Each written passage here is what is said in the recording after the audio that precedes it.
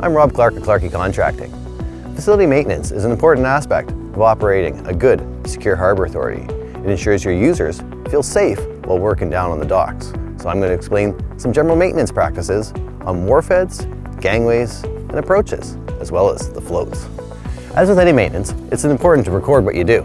Keep a logbook and track where your time and money is being spent.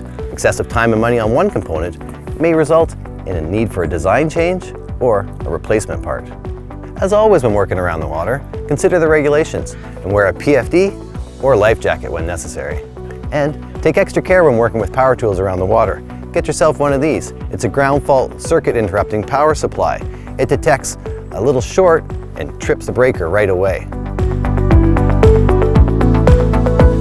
We're going to start with the approaches and the wharfheads. An approach generally leads to a wharfhead or a gangway. They can be pedestrian only or have vehicle access. But if you do allow vehicle access, make sure you have a good load rating sign posted. Approaches and wharfheads both need to have railings and curbs where possible, but they're not required in designated loading zones or where over-the-side work happens. Railings need to have a good top rail or handrail, a mid-rail or knee rail, and a curb or toe rail. Always stagger your joints when possible and make sure your post is secured in at least 2 different locations. When you do build your railings, use a good treated wood. Make sure you field treat any exposed ends with a good wood preservative containing copper naphthenate and get a good paint job on it. It helps extend the life. On the outside of the wharfhead, there's usually fender piles. These are sacrificial pilings designed as the first point of contact for a vessel mooring alongside.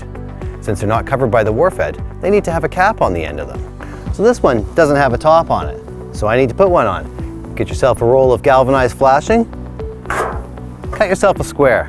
Start in one corner, put it in, bend it over, all the way in, bend it over. The other side, some good nails, secure it. Then work on to the next corner. Bend it over, nice and solid, secure that side. You're going to repeat this process all the way along till it's done. Again, now to this corner. You just keep working yourself along. Sometimes you need to give her a little persuasion. Flatten over the corners and tack them down.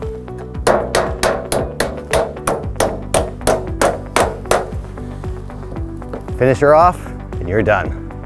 Cracks in the asphalt are expected with the amount of movement on a wharfhead. Just monitor these for change and consider filling them with some asphalt sealer. Moving on to the gangways. Gangways are held in place by a couple of wharf straps with some pins and some links. Since this is a point of always moving, constant wear, you want to make sure they're well greased. Some of these wharf straps have grease fittings on them where you can just put some grease in. But if they don't, I consider just get yourself some grease, a small little applicator, and manually just push a little extra grease in there. A transition ramp between the approach and the gangway ensures smooth, safe access for the users. As it's a point where you change elevations, it should be painted safety yellow to alert the users to a potential hazard. This one needs repainting, so you're going to want to grab your grinder with a good abrasive flap disc on it, grind her down to bare metal before you put a good coat of rust paint back on. Some gangways have rubber matting for traction. Always use a good stainless steel fender washer for securing it. It helps prevent the tearing. And make sure you hose off the matting regularly. Most small craft harbor gangways are painted with a 2-part epoxy paint. It provides tremendous durability, but when damage does happen, you want to take care of it as soon as possible. So get yourself some good sandpaper, sand it down till you get to bare metal, then hit it with a good rust paint to protect it. You want to take care of it right away. And now underneath the gangway. It's just important as the top side. You want to look out for corners where water can pool, weld points, or any leading edges. They're highly susceptible to rust. A gangway roller is a high friction point and needs to be greased regularly. Quite often, the fitting that comes with the bearings is inaccessible by design. So I like to switch it out to a 90-degree fitting so your grease gun fits right on. Add this to your maintenance list and grease it regularly. So the roller needs a guide or a track to keep it in alignment, and it must be secured. Make sure that your fasteners are out of the way and don't interfere with the rolling. Now we're down on the floats. The decking is probably the most used and worn component of the facility. Keeping the decking in good order is an important aspect of any good maintenance program. Changing out a deck board is a regular duty of any maintenance staff. A small assortment of select tools like a pry bar, a hammer, a drill and bit for pre-drilling, and, of course, some eye protection is all you need. Now we're ready, we identify a board that needs changing, like this one that has a large chunk missing out. It could be rotten, split, or maybe a knot hole, whatever, it needs to be changed. So you're gonna start at one end by inserting your pry bar. Make sure you get underneath the deck board and slowly lift up. Don't just pop the whole thing off right away. That quite often causes it to split. Just go down a little bit and switch to the other side of the board. Keep going down all the way underneath it and pry that one down. Work your way down to the end, and then when it's ready, pry it up. Now the board's up, you want to denail it right away. Sometimes with these old boards and old nails, they get broken off, leaving a really sharp point in here. Those ones are really dangerous, so you want to hammer those in.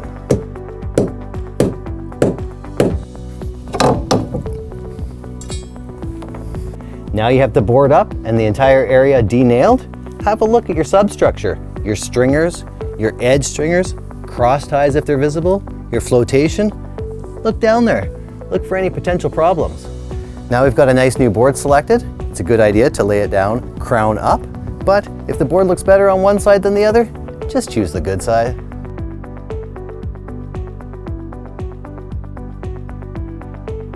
So now we've got it in. You want to space it evenly.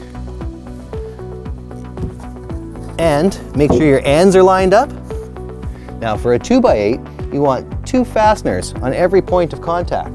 But for a 2x12, 3 is required. And for fasteners, use a good 4-inch galvanized RDOX or spiral nail. But when the board's over top of a bung or a tank that you need to look at, a valve, anything like that, I recommend using a good 4-inch stainless steel 12-gauge deck screw. When placing your fasteners, you want to be about 1 inch in from the edge, and from the end, about 1.5 inches. When you're on the end, make sure you use your drill and pre-drill that spot.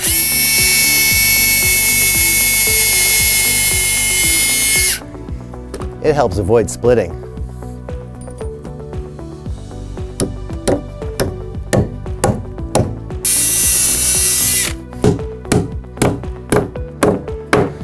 Hammer the nails in to get a good tight fit. Over-hammering can damage the wood. The same principles apply for changing out a rub board.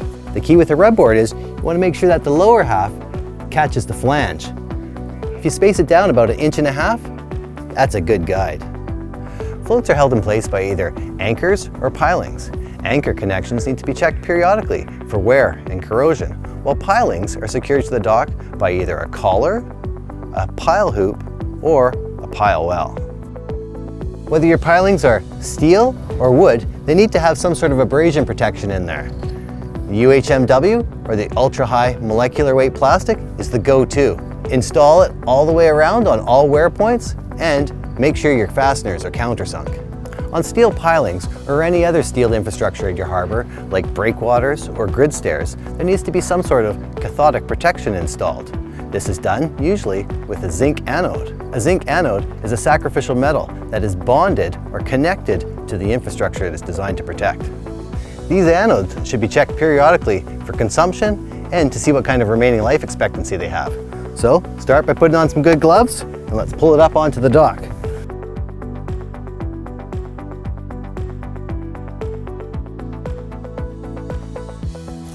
There's our anode. As you can see on this one, it's been worn quite a bit, eaten away. It's definitely doing its job. Anodes, if it had a little bit more life on them, they could be scrubbed gently with a wire brush to take off some of the scaly buildup. The zinc's up, you've cleaned it off if you can. You want to guess to see how much life expectancy is left. I've made up a little jig here that figures it out. It's about 25% left. That's about 50% left. So maybe on this whole zinc, we're looking at about 20–25% left on the whole thing. Overall facility maintenance is an important aspect of operating a safe and secure harbor. Maintaining your floats in a good operating condition is also a requirement of your head lease with small craft harbors.